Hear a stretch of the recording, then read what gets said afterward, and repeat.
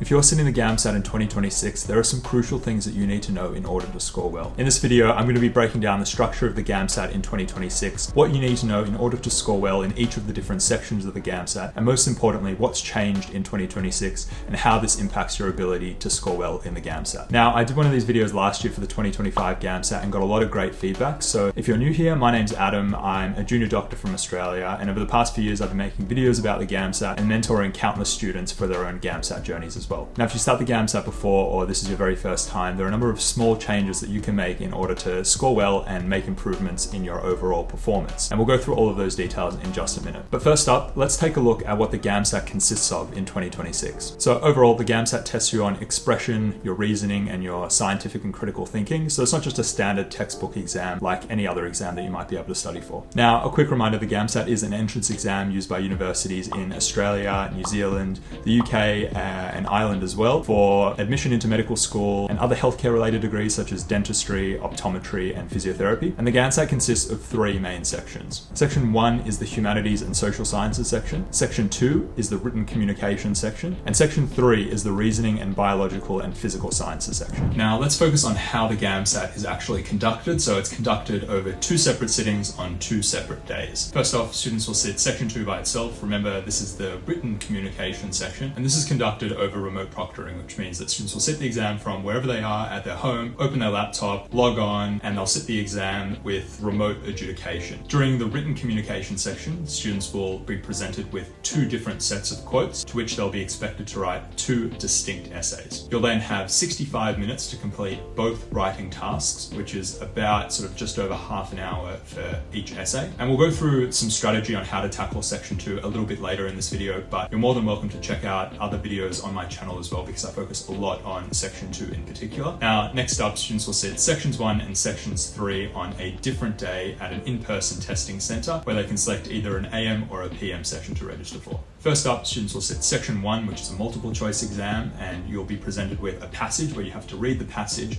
and then answer between one and several questions on that passage. You'll have 100 minutes to complete 62 multiple choice questions, which equates to just sort of above a minute and a half per question, so not a whole lot of time. After this, students will have a brief break before commencing section 3, which is the sciences section of the GAMSAT. This is also a multiple choice exam where you'll have 150 minutes to complete 75 multiple choice questions, which equates to 2 minutes per question. Now, one of the most common questions I get asked when it comes to preparing for the GAMSAT is, where do I start and what do I need to prepare? When it comes to preparation, nothing is more important than accurate and relevant practice questions that replicate the type and style of questions that you'll get on exam day. And that's where Phrases comes in, who are kindly sponsoring today's video. Phrases have released their updated March 2026 study bundles, starting with the Essentials bundle. Most importantly, this includes access to their extensive updated question bank, their atlas focused on skill development for psychometric testing, and one full-length mock exam. I personally use Phrases in my own medical journey in the past, and immediately what stood out for me were how realistic and relevant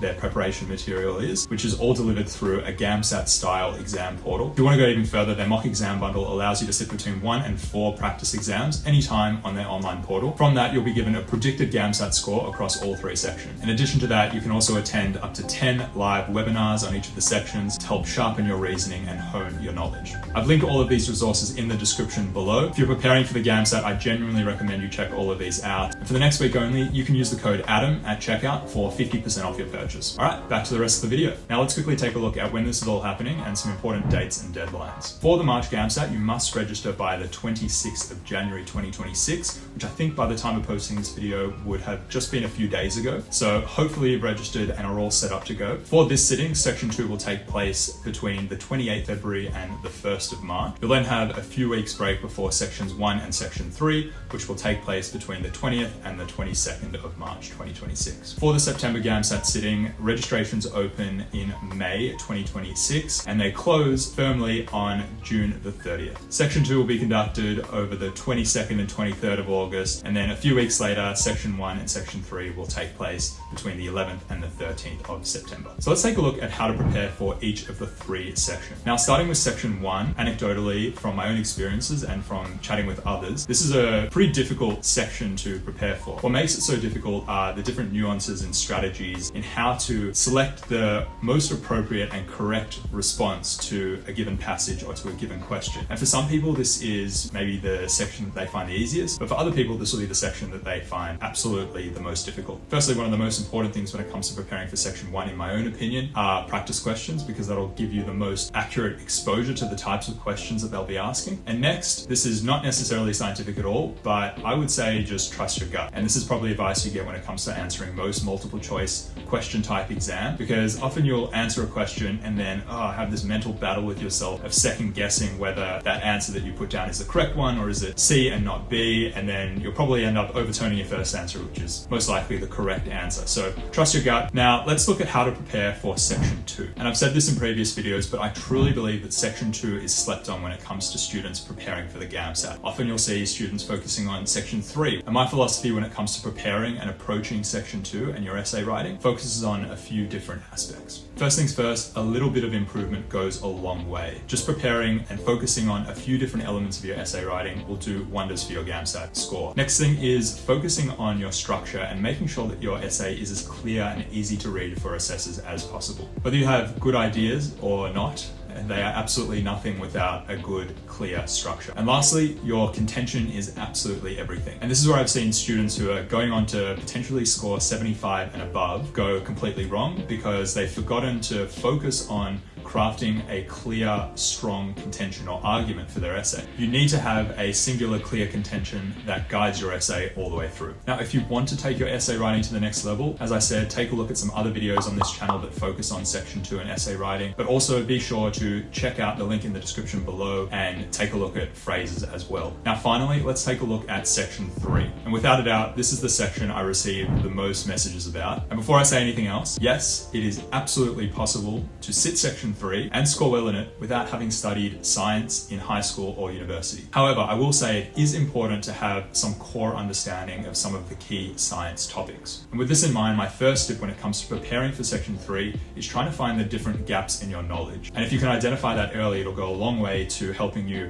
prepare for that particular element of section 3. And lastly, it's absolutely essential to then go through practice questions and help refine your knowledge for section 3. So next, let's take a look at what is set to change for the GAMSAT in 2026. Looking at the exam format first, the number of questions that you have to complete and the time you have to complete them in is exactly the same as in 2025. So no major changes when it comes to exam structure. And then the format of the exam, the way section 2 is conducted over remote proctoring and sections 1 and 3 are conducted in person, also remains exactly the same from this year compared to last year.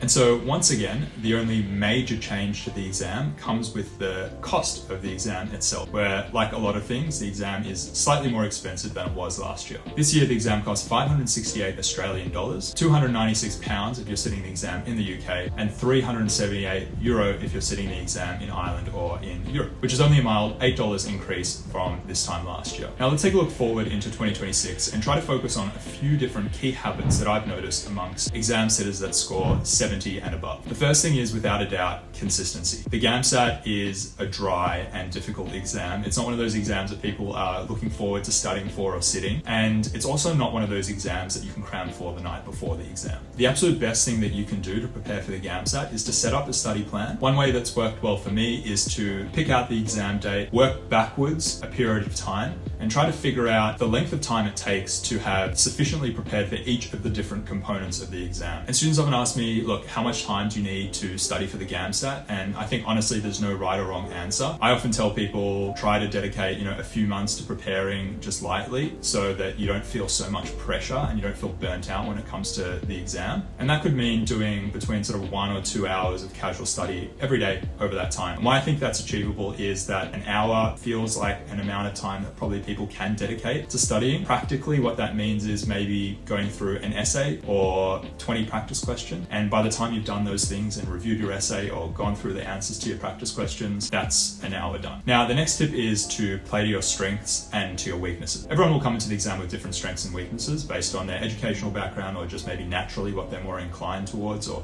what they're more interested in. And for me, surprisingly maybe, this was section 3. Despite being a biomedical science student, this was the section that I felt probably the least confident confident in. I'd studied a little bit of biology through my degree, but I hadn't done biology in high school. And so this is the area that I dedicated more time towards. But saying that, having focused most specifically on section 3, which is what I deemed to be my weakness, ended up eventually being the section that I scored the highest in. So regardless of what level you're coming into the exam at, there is so much more scope for improvement in that particular area that it can go from being your weakness to your absolute strength. And finally, as I said before, don't sleep on section 2. It's one of those sections that you can really get a lot of bang for your buck for by just focusing on a few different things, and it can really take your essay writing to the next level. And my final tip for GAMSAT preparation is nothing to do with the content of the exam itself. It's to do with performance and how you prepare for the pressure and expectation. Now, I'm not someone who typically performs particularly well under exam pressure, but I know this might seem like a bit of vague advice, but truly, I think the GAMSAT is one of those exams that the better you feel on the day, the better you'll be able to perform. And so yeah, just try to keep that in mind, try to keep some perspective, and that's all for now. That's my GAMSAT 2026 preview. If you want to see more videos about the GAMSAT or how to prepare for the GAMSAT, be sure to like this video and subscribe to the channel and check out some of my other videos. Be sure to comment any questions you might have. I respond to basically all comments that you guys write. And until next time, all the best for your studies.